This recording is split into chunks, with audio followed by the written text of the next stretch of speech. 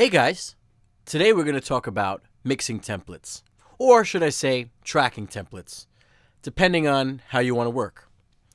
What it is it's just a regular Logic project file that you save as a template. This is how you do it. You go to File, Save as Template. So you could basically make a Logic file with any kind of faders and sends and returns and channels that you need or that you commonly work with, and you can just save it. So whenever you start a new project, you just start from there. And it makes things a lot easier because everything is in a familiar place and you have all your tools at your fingertips. So I'll show you how I make my template, and maybe you'll get some ideas or find some better ways to do things. That's cool too. Let me know. But I'll show you what I do, and it helps me a lot. You know, I do a lot of different types of sessions, and I really just use one template because it's comprehensive, but it's also pretty simple, and everything I need is there. So I'll show you what's entailed in my template. So I start out with this track called backing track. So if somebody brings a mix of something that they want to sing to or rap to, I could just throw it in this channel. And it just has my basic Slate plugin with my console emulation. And it has a BPM counter. This way, as the track is playing, it'll count the BPM, and I could set Logic to work with that BPM. So this is a very, very simple one. You just throw the track onto the backing track channel, and you're ready to go. You're ready to start recording. Okay, next are my drum channels. So I have a couple here. This one, kick plus and snare plus, they're actually trigger channels. So I have Slate trigger, which is really cool. You could just trigger samples for if you're working with like metal, or you just need something a little bit more modern. You can layer samples within your project. So I already have some basic parameters set, and I can of course change these, but usually it's just a good starting point.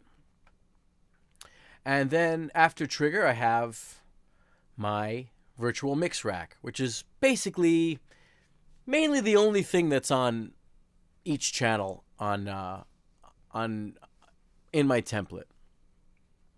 And it makes things a lot easier. So I have my virtual console, which just adds a nice, almost like an analog summing character. I have a preamp here. This is like a Neve 1073 preamp. And it's cool because you can add saturation here, or if you just want to flip phase, or if you want to add level, you can kind of do all three of those things at once. And then I have some EQ. On this channel, everything is flat. But on some of my other channels, you'll see that things are kind of set with some EQs just as a good starting point. So there's your kick trigger, your snare trigger. Now here's my kick drum channel, which is the kick in mic, which is a D112 by AKG. And same thing here. I got my console, got my preamp, and I got a little bit of EQ, a little bump in this top region, which is somewhere around 8K, I believe. A little bump around 5K. It's just things that I reach for all the time, and now it's kind of just built in. And of course I could change it.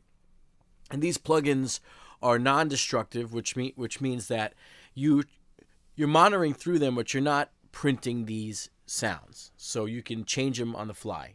But it's kind of like I have everything going through, virtual hardware gear.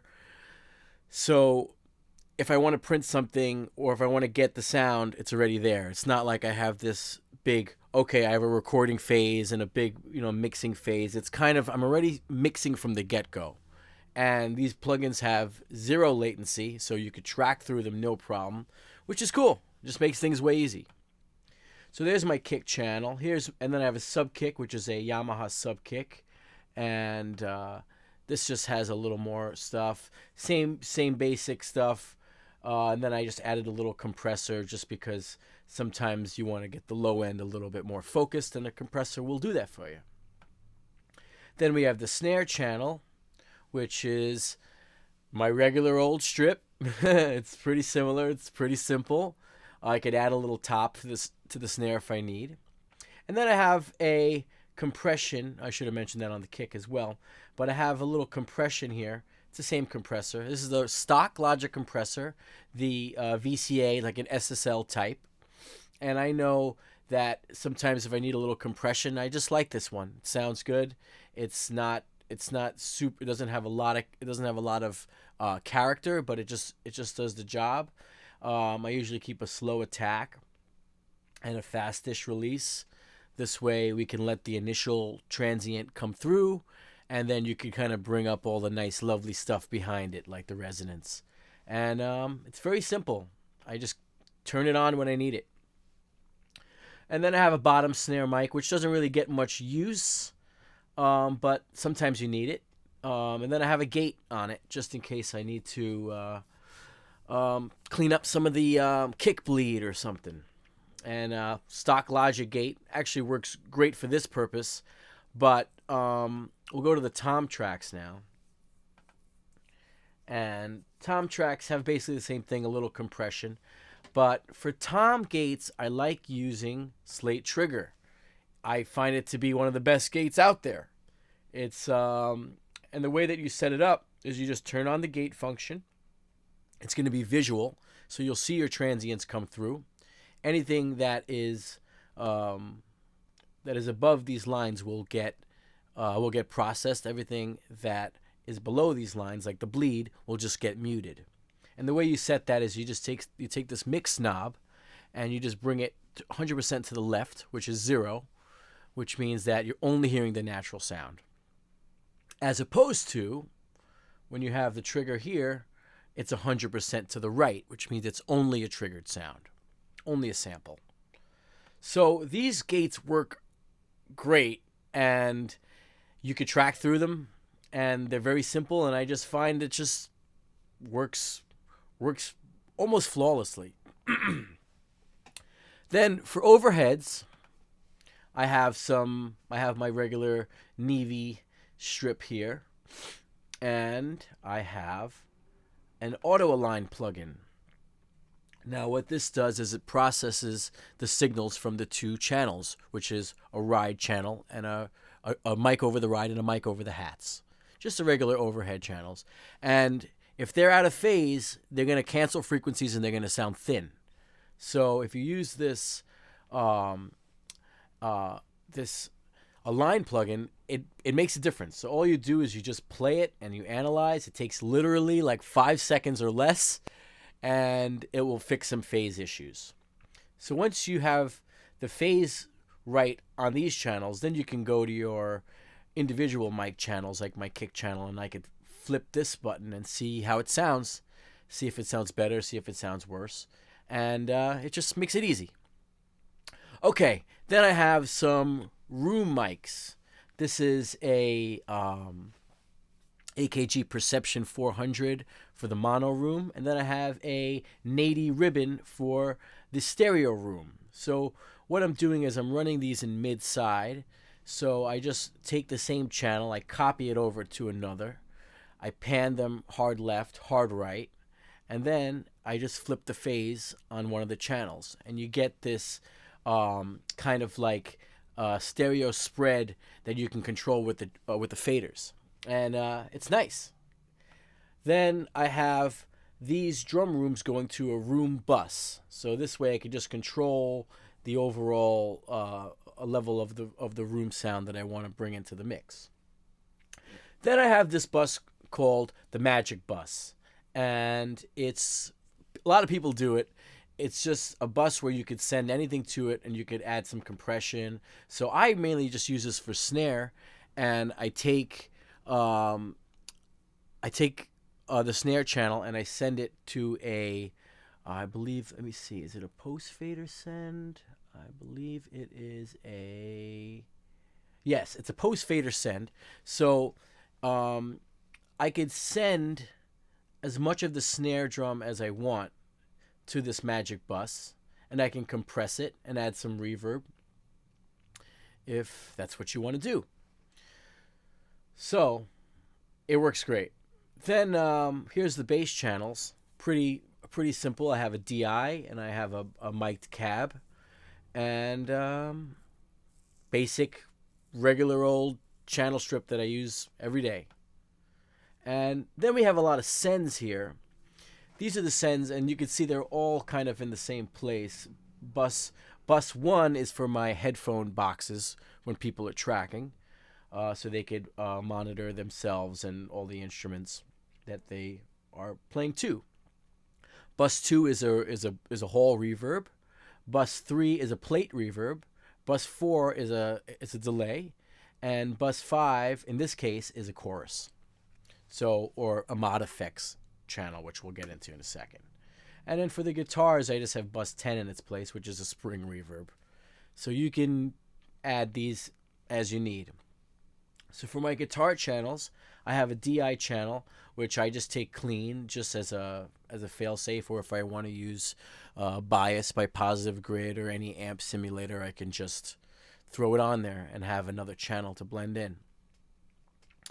And then I have a mic'd cab with an SM57 on my 1968 Marshall cab. And then I have a ribbon mic on that same cab on a different speaker, so I could blend those.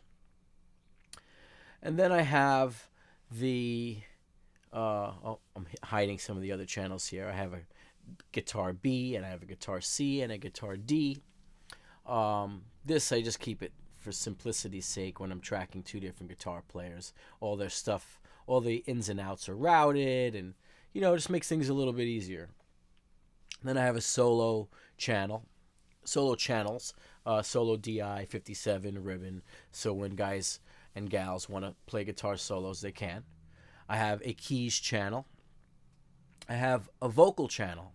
Now this vocal channel, right now, if I'm just using a regular condenser mic, I'll leave it like this, with a little 1073 pre and 1176 type compressor. But if I'm using the Slate VMS mic, which is really cool because it's built into VMR, I just click it, and now I could change the mic models to suit the singer the best I can. So same thing for the harmony. So basically what happens is all these channels go into groups or sub-mixes. So all my drums go into this drum channel here, where I have a little bit of compression, some EQ, a little bit of aural enhancement, if you're into that, which we all are. That stuff is really cool. And then I have a bass group where all the bass channels go through. And now this just has a distressor set to opto, kind of like an LA2A emulation, but it's great, and you could really slam the bass, and it just sounds great. It just, all the resonance comes out, all the sustain comes out, and the level is consistent. So it's kind of a just all-in-one rockin' box. And then for my guitar channels, I have a little 1176 compression if I decide I want to use it, especially nice for cleans. And then I have some EQ set with some points that I kind of like 5K and 2K. If I want to make some boosts or some cuts, I can just do that easily. And I also have a channel EQ with the same kind of boost and cuts. If I want to cut on this one and boost on the VMR, I can do that. And then I have a gate, which is just to get rid of some some line noise, and it's really simple. I don't use it all the time, but sometimes if you just want to clean things up, you just get the very, very little tail end of the noise floor, and it doesn't cut anything off. It's just easy. So I have that for all my my guitar guys here. And keys, it's going to be the same, a little 1176 if I decide I want to compress, a little bus compression on the keys. And then for vocal, same thing, a little 1176. Sometimes I'll use a distressor in this place, and I'll compress the individual channels with 1176, and then I'll compress the group with a little opto compression, so it's kind of like chaining the compressors together. Same thing for the backgrounds. Okay, so basically all the processing goes on these group channels, but these group channels, I don't really do any final level control with them. Because sometimes you want to do some automation, you want to ride some drums, you want to ride some guitars. So these channels can be automated, but it's not going to be the faders aren't going to lie in the final place that I need them to be. So what that means is I'm just going to I take all my faders, individual faders, and the bus, and I put into these groups called VCA groups. So you can see here. So this is basically where I spend most of my time doing the mix. These faders are always free and they're never locked with automation.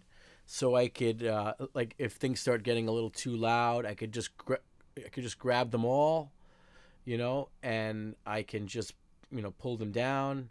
Another cool thing about VCA channels is that it maintains the relationship between the dry signal and the wet signal for when you're using reverbs.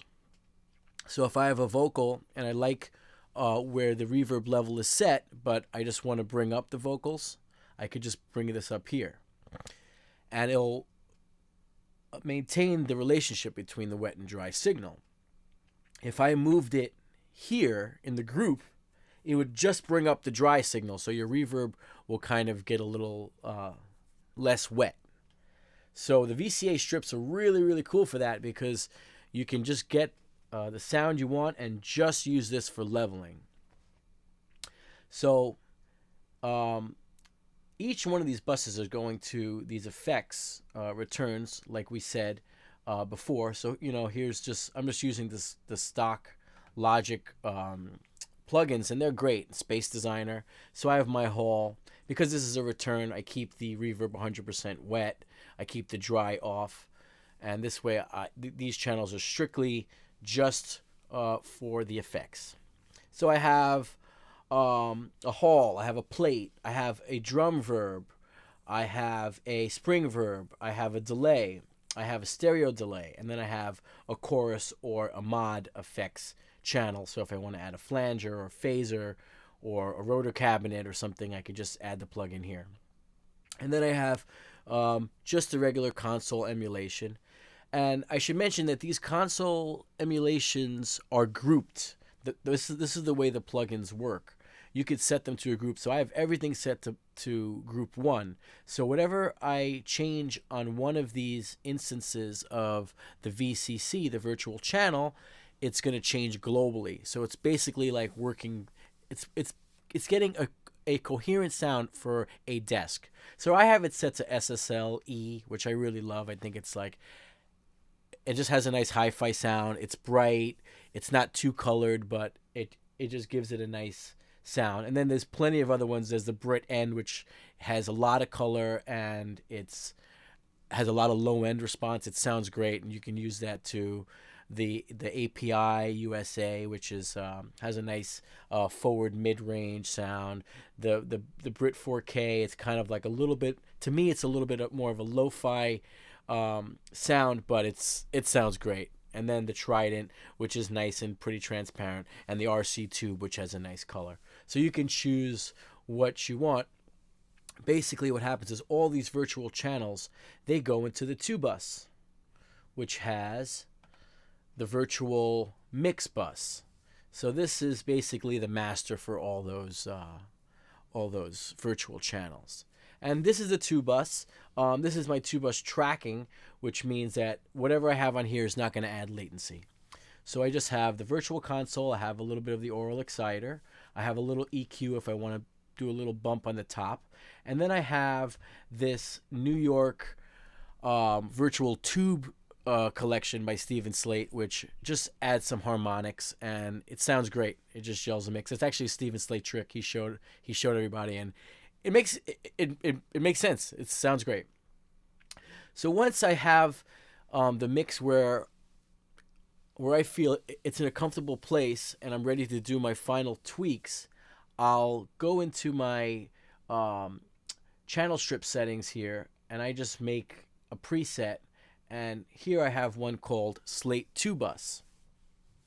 Now, what that's going to have is it's going to have a virtual bus compressor. It's going to have some tape emulation. It's going to have a volume maximizer, a limiter, and I always keep this on. This is my room correction plugin. I track through it, I mix through it, and when I'm done with the mix, I just bypass it because you don't want to imprint your room correction algorithm onto the track. That's just for monitoring purposes. But yeah, so that's how it works. Here I could, I like to use these two compressors. The FG Gray, which is like an SSL type compressor, is doing some compression. I usually do like 1 to 3 dBs. Usually 1 dB will cut it, but depending on certain music, you want a little more control or a little bit more, I don't know, just a little bit more magic. Whatever the glue that the SSL does sounds good. And then this is like a Focusrite Red, which I'm just using for character. I'm not really compressing with it. It's just adding a little sound, a little hi-fi sound in my opinion. So then I use this virtual tape machines, and it's set to this tape formula, and I have it set to the 2-track, which is for the masters. It's like a mastering deck, and it sounds great. Sometimes this is enough, but usually what I do is I go back to the mix groups here, and I'll add an instance of virtual tape machines, and I'll show you what the settings are. Just really with only one adjustment I have to make, and that's I just changed this machine type to the 2-inch 16-track. So this is like my tracking tape machines, and then the other one is my mix down tape machine. And that's basically it. So as I track, these things will change, but I have everything where I need it. I have my effects routing, I have all my ins and outs routed, I have the plugins I like to use with sometimes the settings that I need. All my headphone boxes are routed, so it just makes it a little bit easier. We have a really good starting point where you're kind of mixing as you're going along, and you don't have to stress out. And I just although I have a lot of these channels, it really comes down to these 8 channels: drums, bass, clean guitars, heavy guitars, solos, keys, lead vocals, backup vocals. So with these 8 faders, I could really focus here and not go crazy with the other faders, especially when it comes time to the end. And if things get a little loud, I can pull it down. Whatever I need to do, this is where I work. I use a control surface, and I'm just basically on this page, and I can mix all day, and you can mix fast. So I hope that helps, guys. If you have any questions about mix templates, just hit me up, and or if you want to make one, I'll show you how to do that one more time. You just arrange the channels exactly as you want them to. You hit File, Save as Template. Now, I've been changing this template over the years often. So whenever you want to just, you could just save as template again, and you could either make a new template or you could replace the one that you have. So it's kind of an ever-changing board, but I just try to keep it as simple as I can, and so we can all get the work done and have a good time and focus on music and not engineering. Well, I hope that helps. Take it easy.